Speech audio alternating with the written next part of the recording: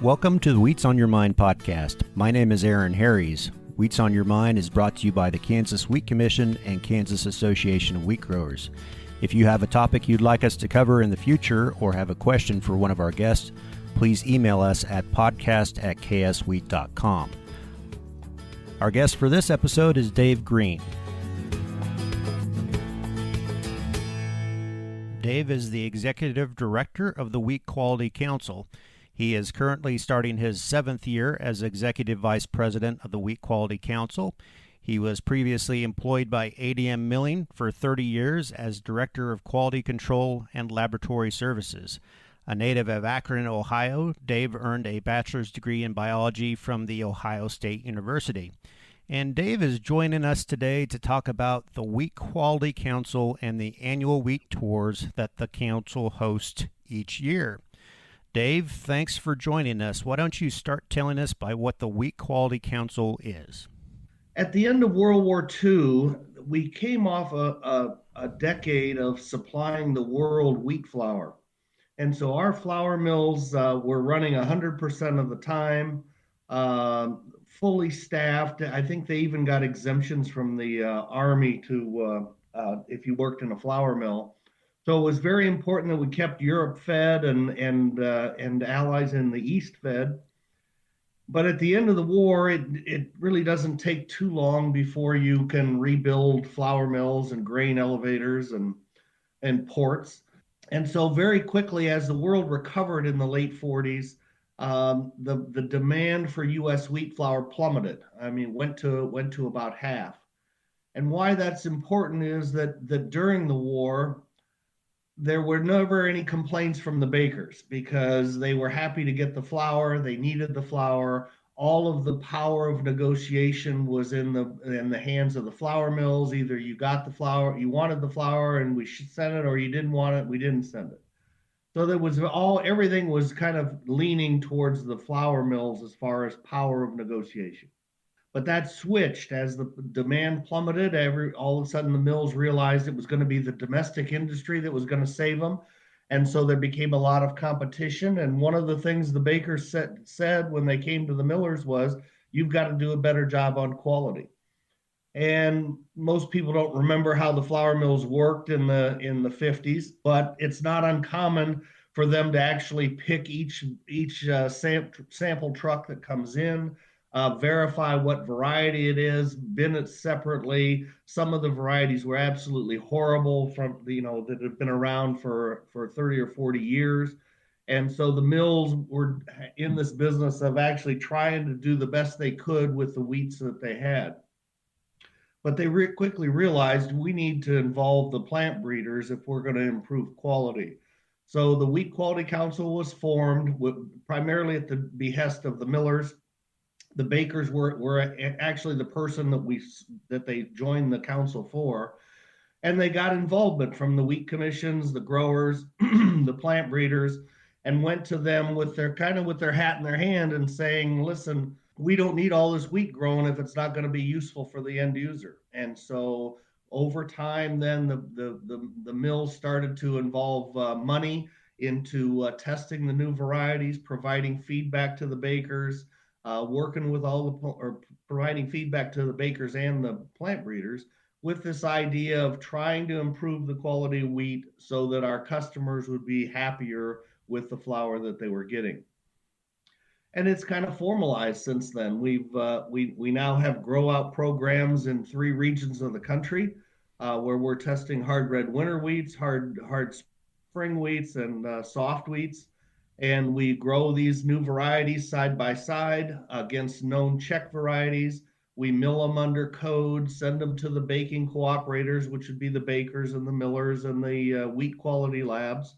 And those samples then are tested and we run the statistics on them. And then we have an annual meeting every year where we give those results to the plant breeders and tell them what our hopes are, how the year went, what we hope for in the future, what our customers are now saying. So it gives everybody in the wheat chain an idea to find out what's going on in the world of wheat and how quality stands at any given time. And that wheat chain is pretty well represented on the Wheat Quality Council, isn't it? Give us an example of the dynamics of that membership. Well, certainly all the millers are involved. All the major milling companies are members. A lot of the grain companies are. Um, the end users, the two or three largest users of flour in the country, are members of the Wheat Quality Council, and then the other big members are going to be the wheat groups. The state wheat organizations have been members forever, and then we have a lot of allied, plant breeders, of course, universities, of course, but we've also got these allied additive companies and enrichment suppliers and equipment manufacturers that also are members of the Wheat Quality Council. So I think we have 54 members this year, and pretty much across, I say across the spectrum. That's not quite right. It's really across the plant breeders giving varieties to the farmers. And again, this would be public and private, and then the end users, or right up through the end users. That's kind of the core group that we're talking about. So those plant breeders representing either land grant universities or public programs and some of the larger private seed companies, the lines they are submitting, what stage in the process are they? I mean, I assume they want these evaluated before they are released. Yeah, I think some of the states have actually have it in their guidelines that they want it in the Wheat Quality Council program for a year or two before they're released. I will say that some of them are have been named probably in the ground as certified seed when we get them. I think our literature says we contact them to get a hold of their elite varieties. So the varieties that are either going to be released or make decisions on within the next couple of years, or they've been recently released. But certainly, I don't know that we've gotten samples of wheat lines that have been publicly grown in any great amount.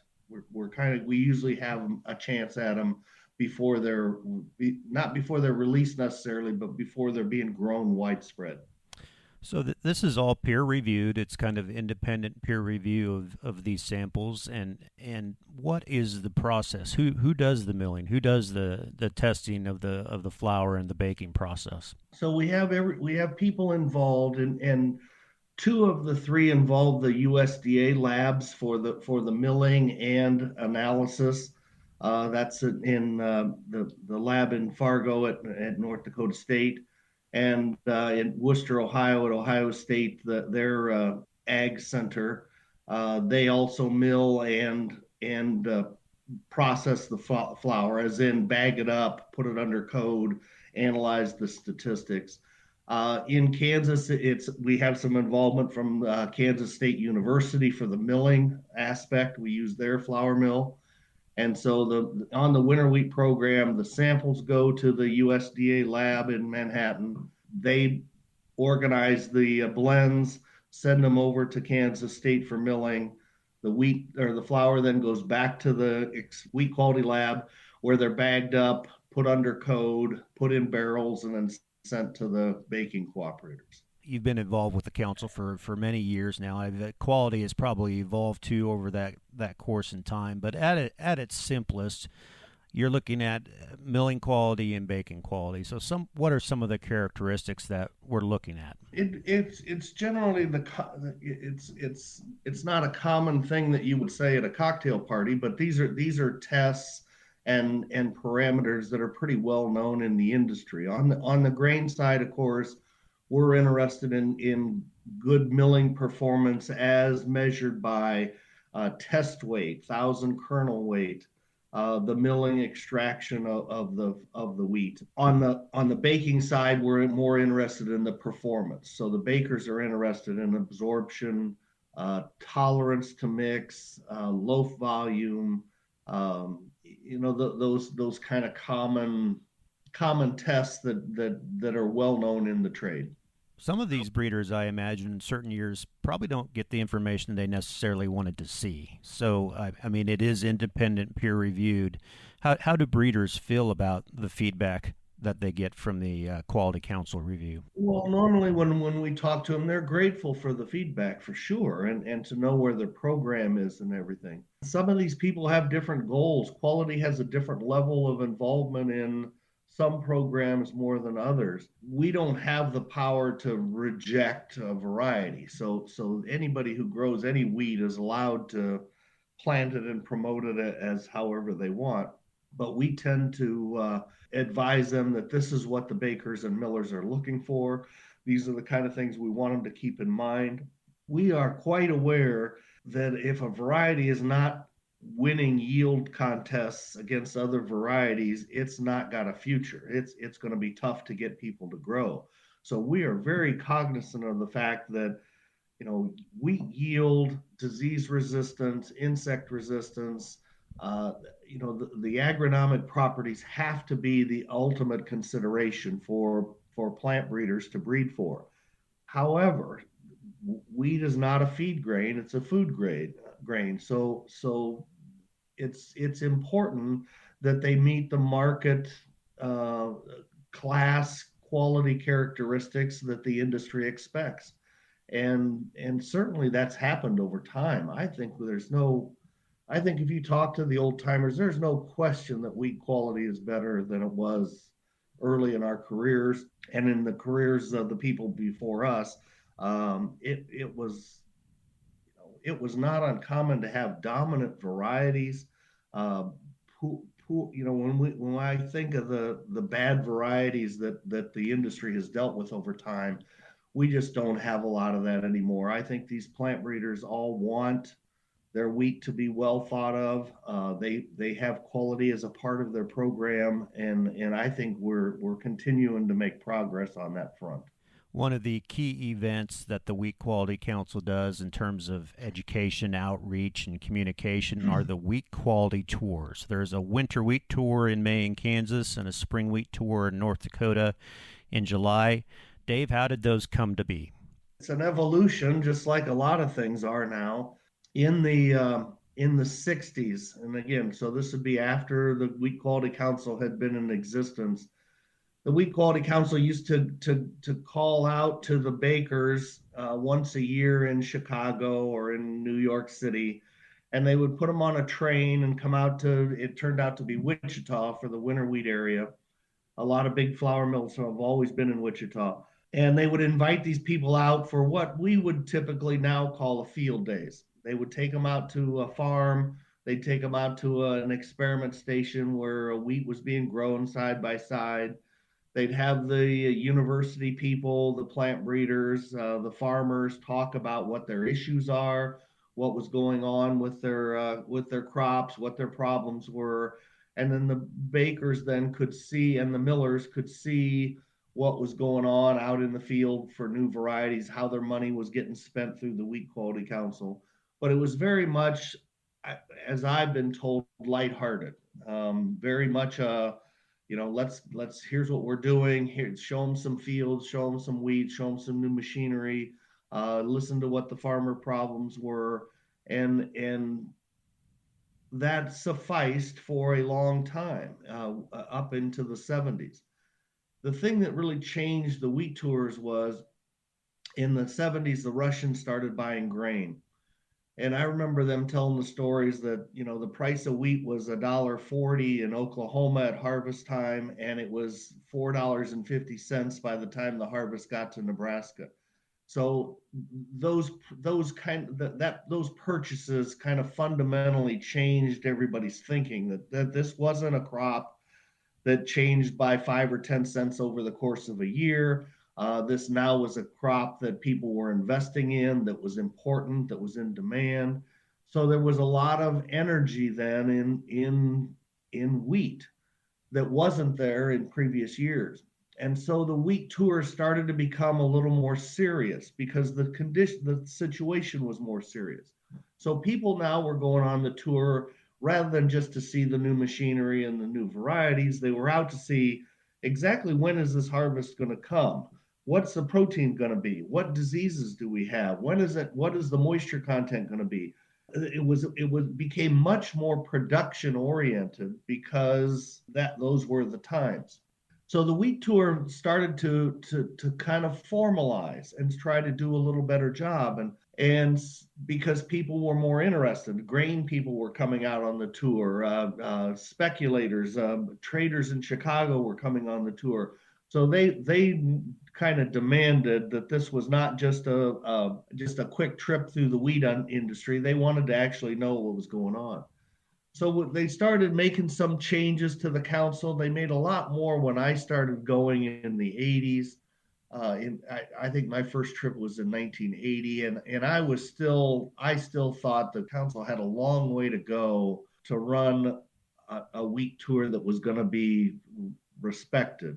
So over time, we've implemented you know, routes so that people aren't. When I first started, there were no routes, so people just drove off on their own with whoever they could find to drive with, meet at the next city's hotel for the night.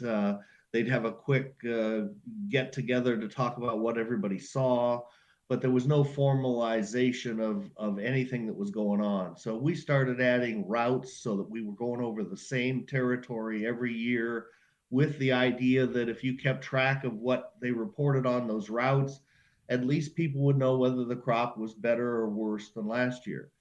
We started keeping track of the yield. So we started, instead of just guessing at the size of or at the yield of a field, we started using a yield formula. So everybody used the same yield formula, so that if somebody talked about 40 bushel yields on their route versus the 30 that you were seeing, then you would know instinctively that that crop was better than what they were seeing, and you knew whether it was better or worse than last year. So that kind of helped. We standardized our reporting over time so that we could give good reports. So we took that part of the business more serious. The other thing we did, though, was we tried to make this a meet as many people as possible kind of a trip. This is a tour where I always say it's predominantly young people. It's predominantly people with no ag experience that are on the tour.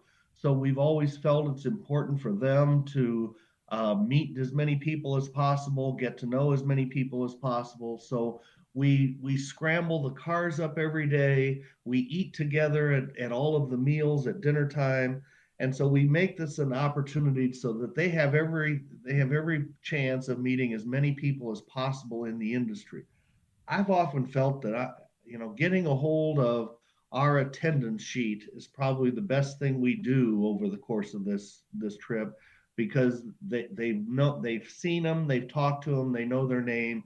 They actually feel comfortable now calling these people to ask for advice or cooperation or whatever it is. So we kind of like the we kind of like the get to know the industry, meet as many people as possible part of the trip.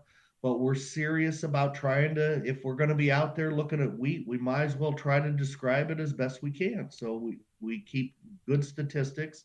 We give good reports, public reports. We broadcast everything we get.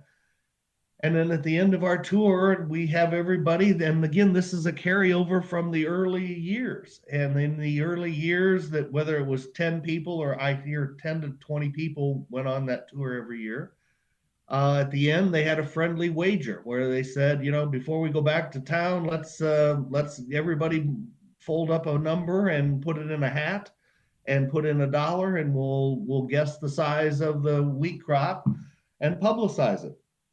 So they started that, I think, in the 60s. Our records only go to 1970, but it was this opportunity for them to guess what they thought the crop was. And over time, that publication has shown very good correlation with the estimates that the government was having in May.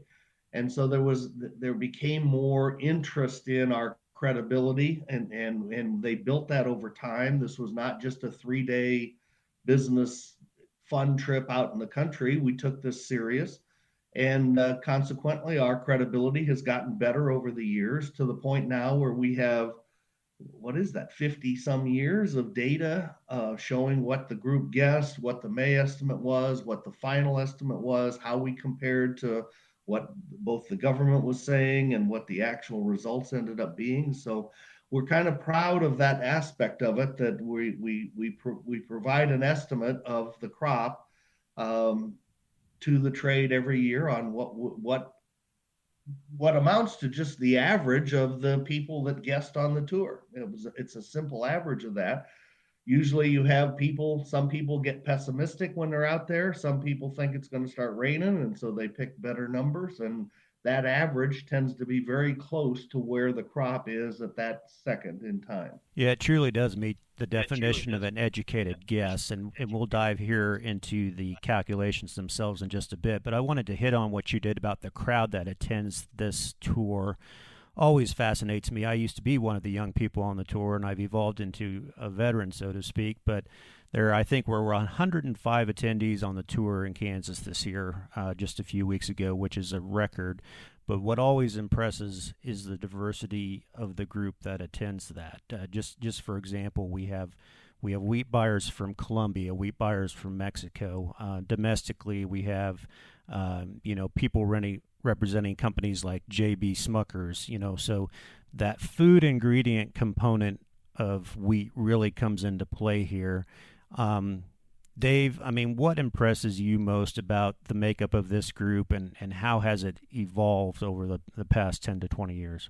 Well, the tour stayed popular, and I always start out with the comment that we are long since past the days when all the ag kids took the ag jobs, that they entered these ag businesses as careers, or stayed back on the farm, or went to the grain elevator business, or went to Chicago to trade grain.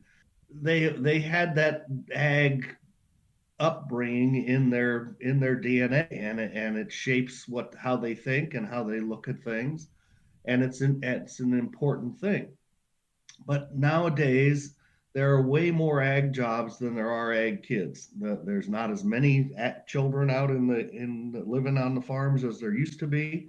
The ag industry has just exploded with jobs, and now there's a myriad of jobs that most people can't even comprehend. That there are people that are studying breakfast cereal and how cottage cheese works, and how energy drinks work, and how chicken is made and breaded and slaughtered, and it's there are jobs everywhere for people that have some interest in agriculture.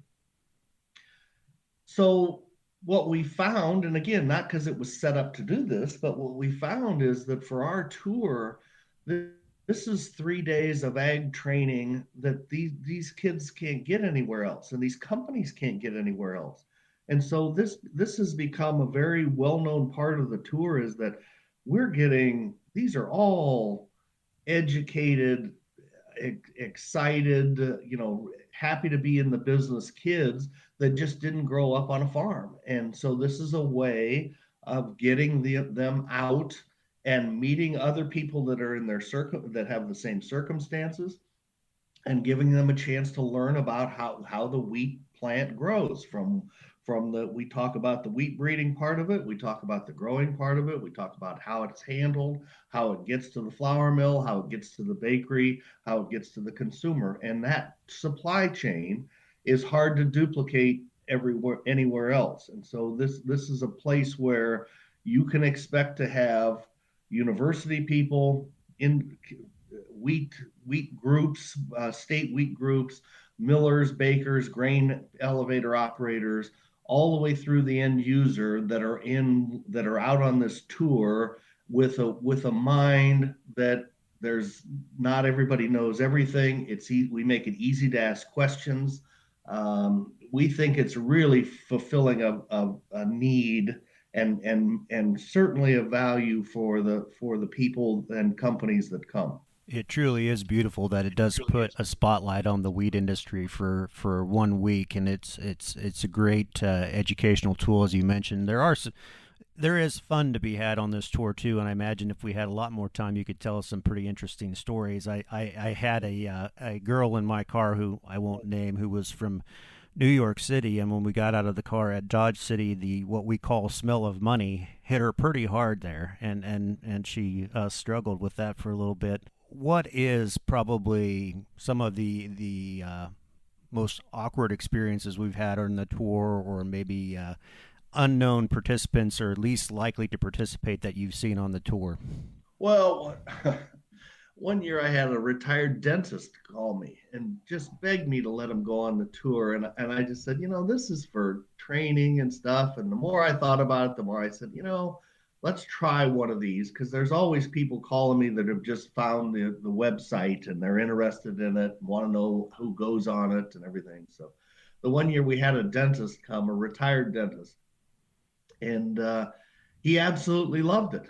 And what I found that was the best about him was that since he had spent his entire career not in the business, he didn't know anything. But since he wasn't expected to know anything, he asked questions. And that's usually the hardest part of the trip for young people is to that everybody's afraid of sounding stupid, when they're saying something that's inappropriate. And so everybody's hesitant at first to talk. There's very few people that are just that outgoing right away. But this guy was because he didn't know anything. And I thought he asked the best questions. And we went through the entire day with every car that he was in. They loved having him. He was real fun to be around. So we get that kind of a person every once in a while. But we've had people from Geneva, Switzerland. We've had people from Australia. We've had people from China in past years, and so it's been a great way to meet some what I think are interesting people. And usually the people that get sent on the tour, they've shown some promise. This isn't like all the flour mill chemists or all the flour millers, and this is part of their training. These are the people that they want to reward with they expect bigger things of them in their career. And so the companies will invest the money in sending them out on a week tour. And they truly do become, in a sense, spokespeople for the wheat industry because of what they've learned on the tours. So, all right, let's jump into the nitty gritty here a little bit. Let's go on an average day of the wheat tour. What happens when you leave in the morning and wrap up in the evening? For this year, as an example, we ended up with 27 cars actually driving routes on our tour. And I spend quite a bit of time the last week or 10 days of the tour getting with the drivers to find out if that my drivers tend to be the people that are more experienced on the tour, that know how things work and they can handle a group. During that last couple weeks of the tour, I'm trying to keep the people that are driving happy with what color route they're on, because some of them want to go to certain. Actually, it's more. Some of them want to see the big ball of twine every year, and some of them want to see the Norton Station House, and some of them want to go to Nebraska, and so I get all these requests, and we put the drivers on a route, and then I try to make the car assignments as fun as I can do. And so there's never three grain traders and a producer together. We'll have a producer in a car, we'll have a grain trader, we'll have a flour mill chemist, we'll have a news media person in one car, and then we'll have different groupings of people. So I work real hard every year to try to keep the car assignments interesting, what I would call interesting anyway, which is to try to keep as many different groups in each car each day. To continue on with the car assignment part, we shuffle the cars every day. So every driver will have three new people that also have never ridden with each other. So for 3 days, we scramble the cars every day. I think that gives the driver a chance to tell the same stories if he wants to, but it gives these people a chance to meet as many people as possible. And you think we charge them with, there isn't anybody in the car probably less than 10 hours on these trips, some of them as long as 12 hours. So these are long routes, long days, and it helps to have things you can talk about over the course of that time. So we've got these cars then with somebody in the car that knows what they're doing, that's done it before, that those are always our experts, and they're in charge of leading the car. Most of them are drivers, some of them are not. We've given them a route color. Let's say it's the blue route out of Manhattan to go to Colby.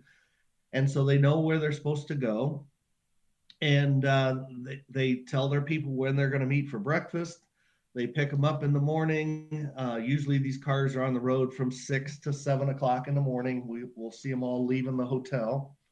And we've told them that we've given them the information that they need, which is somebody that knows what they're doing, that can look at wheat and explain to them the diseases, row spacing, how the plant grows, what's important, what's not important. And we tell them they're gonna stop every 10 to 20 miles, depending on the road that they're on, and we want them to make 12 or more stops over the course of the day in actual wheat fields.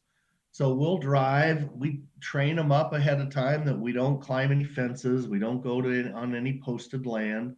We find a place where we can get in the fields, and then we go through our routine, which is you kind of over time you spread out, you measure the crop in different spot or the field in different spots. Everybody writes their information, which is the row width, the number of heads per foot of row, how big the heads are with the number of spikelets on average, how many kernels are filling in the spike, and then we come back to the car. We average up the 3 or 4 estimates that were made on that field, punch those into a yield formula, and then it pops out a yield per acre that we write down and report on. So over the course of the day, 12 to 15 fields. So they get a lot of, and over obviously a wide area. And in most years, that entails you get to see some pretty good wheat most years, and you get to see some pretty bad wheat most years, which kind of makes it kind of reinforces the training that they're getting, that they now know what bad wheat looks like, what good wheat looks like, what's important, what's not important. And then we come back into the end of the day. We give all of those people that were on that route a chance to give a report. We now put the colors up together, so all the drivers that were on the blue route stand up or with their whoever's going to report for them, and they give their update on what the conditions of the crop were on the route that they took and compare it to a year ago. And then we keep that number, those averages of each of the routes in a spreadsheet. And at the end of the day, we'll have an average of how many 250, 300 fields that we stopped at. We'll have an average of what the all of the fields that we stopped at were. Compare that to last year and years past, so we have some idea that they know whether it looks better or worse than the year before. And then we put that in the spreadsheet and give everybody a copy of that day's work. And we really do the same thing 2 more days in a row, where we get up early, we make our stops, you're riding with different people, and at the end of the trip, then we put out our results, which are here was the average yield of the what do we have 650 fields this year. Here's the average yield. Here's what it was last year. So you get some idea of change from year to year. And then what we do is we ask them to make an estimate of the Kansas wheat crop, whether they think it's going to be the same as what we saw, whether they think it's going to get better, whether they think it's going to be worse. And that's the number then that gets averaged and released to the trade. Go ahead. The formula we use is provided by USDA Ag Statistics Service, and it's based on, is it 10-year rolling history of the Kansas wheat crop? For that one formula, yes, we're stuck in this because we're out there, pretty early in the year. We're stuck with a lot of the wheats not headed yet and not in the grain filling stage. So usually there's a standard published long term yield formula that's used by everybody, but you need to see kernels getting filled to be able to use that formula. When we're out there and the crop isn't headed yet, yes, we use a NAS formula for that, based on a 10-year average that we give people to use. And basically, that's not quite a yield formula. It's more of a crop model. It's doing modeling where you're looking back in time, so you're able to say, yeah, we had 100 tillers per row, but since the NAS goes back and looks at those statistics over the course of each year, it'll slough tillers late, it'll change the amount of kernels that'll get into the head. And so looking back, that our formula is averaging how many tillers are there at that time and what happens to them over the last 10 years. And that's what we're using as a yield estimate. And so it's not quite it turns out to be remarkably as close. I had people on this year's tour using both formulas in the same fields on every stop, and their yields were within a bushel of each other on average at the end of the day. So I don't think there's anything wrong with the formulas at all, but we are stuck in that situation of using two formulas. But I do want to say one of them is a NAS formula, the other one is a long-term wheat formula. Yeah.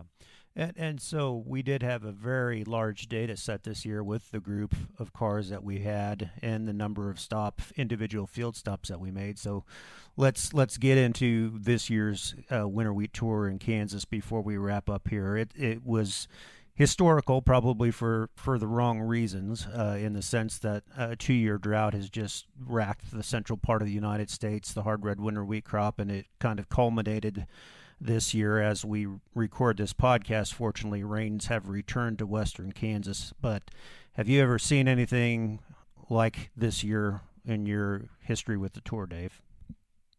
I've actually been a part of this now for over 40 years. And I can't remember every crop, I can assure you of that. But I do remember some. And the 89 crop was the worst crop I ever saw.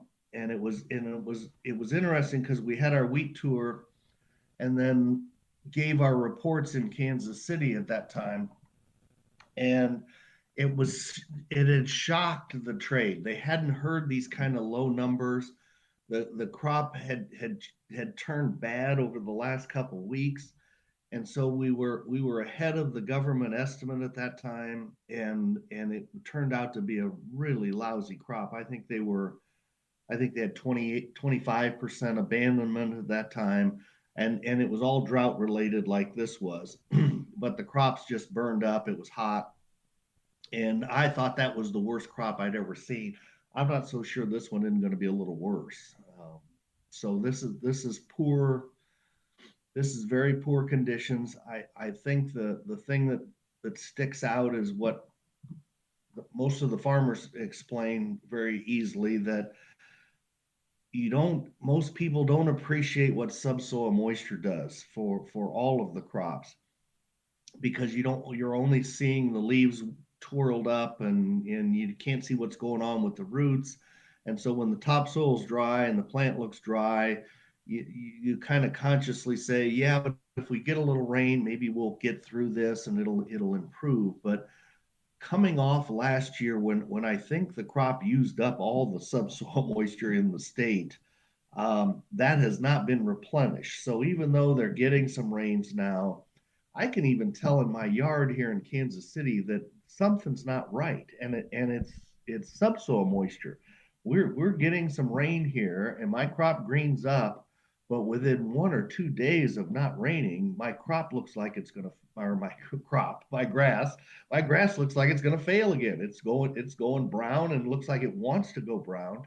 And I think we're seeing the same effect here with our yards. But that's what the difference this year was than most years, in that, yes, we're having a dry crop. Why does it seem like it's so much worse than normal? I think it's because we've had now two bad crops in a row, and there isn't any stockpile of water in the soil anywhere.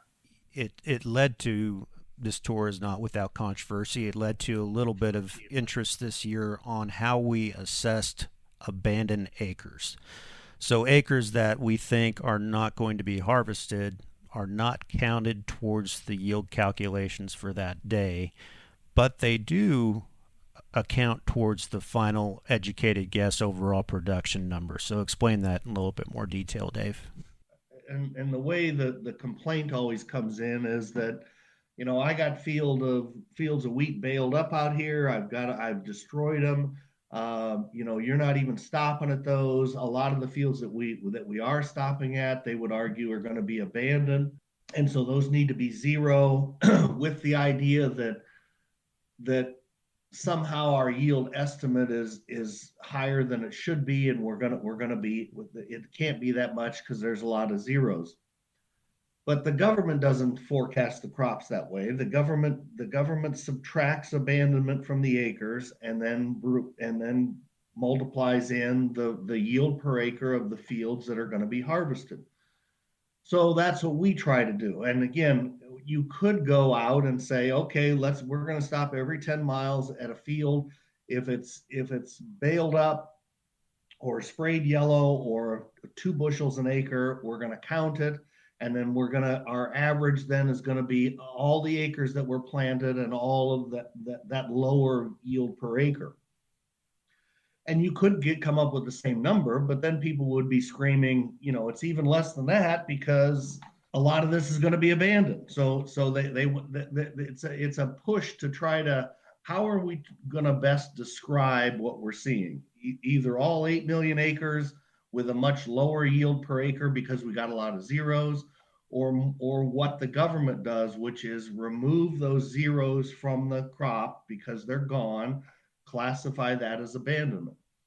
Now, to your point, I can tell you that even after 40 years, I can't drive through Kansas and accurately assess the amount of abandonment that's out there.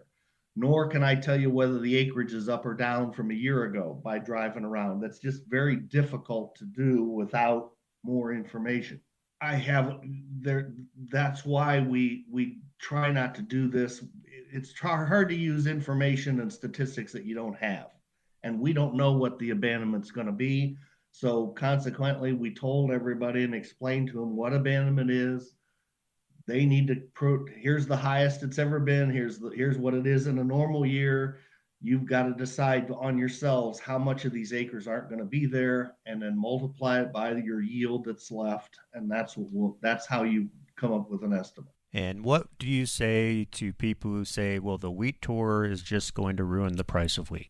There's some people, quite honestly, that aren't going to be happy with this no matter what we do. I mean, they don't like this whole idea of people coming out, gathering information that, we're not giving them information, we're taking information. And okay, that's true. I think the only argument I give is that at the very least, we're public. We publicize all of our data all the time, every year. What in real time? We have all of the major news people on our tour, and a lot of local news that follows us one day or calls during the day to talk, and we provide all of our information publicly. And why that's important, because you eventually have to turn to a producer and say, do you really not think that Bungie doesn't know what this crop is like? Do you really not think that Cargill doesn't know, ADM doesn't know, Viterra doesn't know? Those people are out all the time running around with crop scouts, trained crop scouts, to forecast what the crop is going to be in these states. This stuff is very important. The reason you never hear about them is because they don't publicize any of their information. It's proprietary. They've hired somebody to do this. I was one of those people for a company in the 80s that I never told anybody I was coming, what I was doing, what I thought the size of the Kansas crop was. I gave it to my company for them to trade with as an advantage. So my argument for the negativity of the tour is only, we promise to tell you exactly what we're doing. We will publicize all of our information. We're trying to do it as good as we could possibly do while we're out there, knowing that it's a long way till harvest, and assure you that the rest of the grain trade knows exactly what this crop looks like. I don't know how many, there's 4 or 5 specific companies that are out the week before our tour to try to guess what we're going to say. So there's an awful lot of interest in these crops, and commercial companies spend a lot of money gathering information for their own use. And like I say, whether you don't want anybody out there or not, there are people driving around Kansas looking for how big of a crop this is, when it's going to come in, what the protein's going to be, just like there has been for the last 75 years. It is truly a real-time assessment of the crop. USDA takes, of course, several days to assess the crop and release their number, and the fact that USDA's number was 191 million and the tours was 178 million, I think speaks pretty well for a group of mostly novices, people that haven't been in a wheat field, as you mentioned before, doing a good job for the numbers. So, as we wrap up here, Dave, with your years of experience on this tour, seeing what you've seen since the tour's result of 178 million, what does the weather and everything give you a hunch about this crop? Well, I personally bet a little higher. I think I guessed 214 million. I thought that there was rain the last day of our tour. Nobody talked about it, and it was dry on our tour, but there was talk of a change in the weather pattern, that it was supposed to get rainy in Kansas. And I, I've told the story. I missed my first year of crop scouting. I missed the Minnesota crop by half. I underestimated the Minnesota crop by half in 1980, and it was because they were disking up a lot of wheat. Everything was getting abandoned. Everybody was pessimistic, and so I came up with an estimate. And as soon as I turned it in, it started raining, and these little plants that were 12 to 18 inches tall with these heads on them that were small had 4 or 5 kernels per spikelet on them. The wheat was actually heavy. It was like all they could do to stand up the wheat. There was so much grain in it, and they had twice the production that I thought they were going to have just a month before this. And so when I looked at it, I said, yes, I think 180, 190 million is probably where the crop is when we were there. But I don't think for a minute it can improve 3 or 4 bushels an acre between then and final. So I used the 20% of abandonment, and I think I punched in 33 bushels an acre instead of our tours. What we have, 29, 30, something like that. So anyway, I'm a little more optimistic. And 200 is that any different than 180? I don't know. It's It's still a bad crop for it's still a sure. bad But crop. I was a little more. I was on the side of, I think it's probably going to get better rather than worse than it is when we were there. Yeah, for reference, the 2022 crop was 240 million bushels, and the 5-year average for Kansas is 330 million bushels. So there might be some upside, but it's still historically low. So, have you seen the difference made by improved genetics in the last 20 years? Oh, oh yes, and quality and production. I never want to I'm on the genetic side of the business with the Wheat Quality Council. We're interested in genetics, but I also tell the story that genetics is a piece of this, but extension is a piece of this also. And I think the way they have learned now what plant populations need to be, what planting depths need to be, what the best rotations are, what the best tillage practices are. I think that change over time is indistinguishable from the genetic change. There's no question on the quality side, the industry is in a far better position quality wise than it's ever been in history. I think we have good genetics. These plant breeders need to be congratulated as much as we can, because they have kept quality a part of this thing, unlike the issues that I grew up with. I mean, like I say, millers used to pick out wheat and look for the good varieties. We had issues. We had dominance of varieties. Some in the 80s, some of these wheat varieties had way too much acreage than they should have had. We had, most people don't remember, we had soft. They were releasing hard red winter varieties that were actually soft, that didn't mill well. we have a history of some pretty crappy quality events in the region, and we don't see that anymore. These guys have nice programs developed.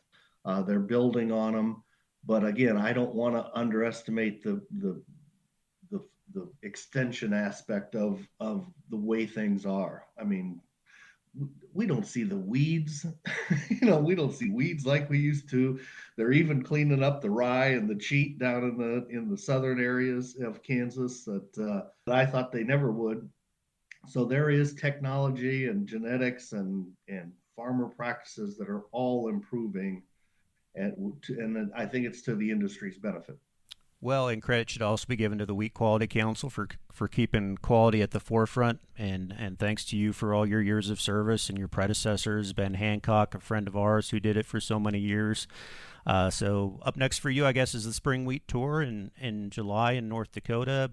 Pretty much the same show there, maybe different audience. A few things are different about it. Yeah, I like how they have a little different feel for them. The government's had at least one estimate by the time we get there, so the trade has a feel for the size of the crop.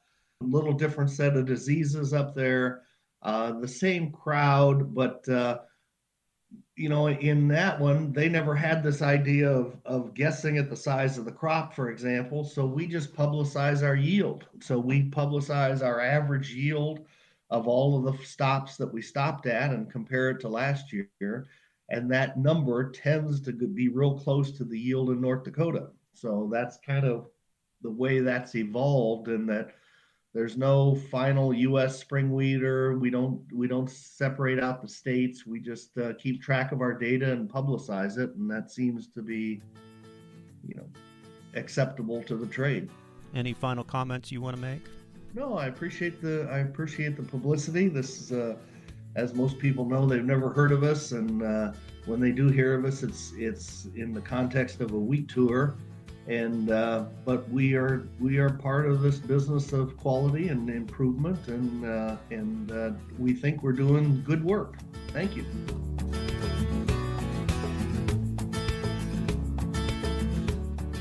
Thanks to Dave Green for joining us on this episode of the Wheats on Your Mind podcast. As a reminder, if you have a question to follow up about this episode, please email us at podcast@kswheat.com. I'm Aaron Harries. Thanks for listening.